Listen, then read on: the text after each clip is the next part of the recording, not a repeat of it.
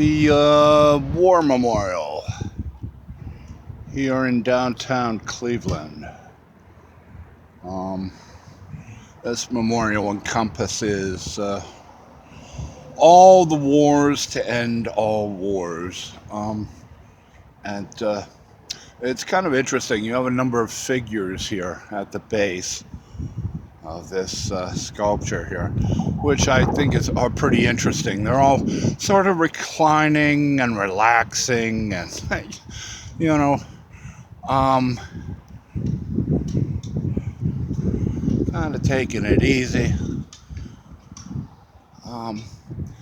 And then you got this phoenix-like figure rising out of the fire of the world, so to speak. A lot of phoenix imagery I've noticed around the city here in Cleveland. They have a Phoenix coffee company here. This Phoenix figure is one of a number of figures I've seen around Cleveland here. There's an artwork, I believe, down by the Playhouse District of much the same kind of idea, rising out of the ashes, if you will, and what remains of I'm assuming the Rust Belt, and looking for rebirth, out of rusting steel mills and factories and such. I have a feeling that's sort of the imagery here. Why there's so much Phoenix around Cleveland. But it's interesting for me because Phoenix is. I used to live in Phoenix, and it's interesting because Phoenix was the place that I rose out of the ashes of Los Angeles and Pasadena and things like that. A victim, if you will, of gentrification in Pasadena, which put me on the streets, and and that of course led to alcoholism and on and on and on. But it was by my leaving Phoenix, or leaving Los Angeles, and kind of taken to the sky and landing, if you will, in Phoenix, Arizona, that I was able to recover and rebuild and renew myself and my life until gentrification hit Phoenix. And now I'm hearing a lot of people are going homeless now in Phoenix because of what took place in Los Angeles and its suburbs. And I'm also reading that a lot of cities' homeless people were once neighbors and residents in the towns they're now homeless in. Los Angeles, of course, is classic.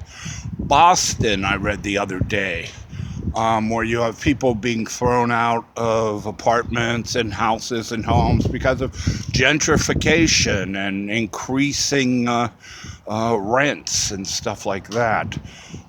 So what they're doing is the mistake I made in Los Angeles years ago, is they're staying in their towns that they lived in for X number of years, and they're not taking flight elsewhere. which I feel is not good, and they're going to learn in time that it's not good. And the best thing to do is leave, you know. But it's tough to leave a place you know, and it's tough to leave a place you recognize, and places and people and things like that, lifestyles and things like that. But kind of like the Rust Belt of old, the jobs aren't coming back, and people are homeless in Boston and Los Angeles and now Phoenix. The best thing to do is to move and find a place where you can rebuild and renew and restore, you know. Um, it's a lot like alcoholism in a way, um, or diets, things like that, overeating, things like that. Um, Everybody says, and it's been proven by me, that you need to leave the places and the people that enable your drinking. You know, the drinking buddies on the corner, the friends who don't mind you, having an extra slice of that cherry pie. And the best thing to do is to leave those associates and those associations and start anew. It really helped me with my alcoholism. So I was in bad shape, many ways than just homelessness. But by rising out of what had become the ashes of a city I no longer could afford, and that in time I would no longer recognize, it was the answer. So it's interesting to see all these homeless people around the country now in big, major, famous cities becoming homeless and, just taking their belongings and themselves to the curb, if you will, and trying to live there. It's futile and it's frustrating. And it will lead to complications like drug abuse, alcoholism, which only muddies the whole matter. You need to leave it all behind and rise. You rise not from the city that has left you in ashes, but you rise from the city itself.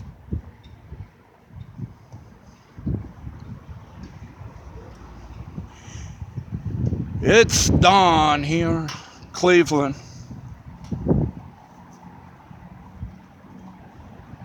The banks of Lake Erie.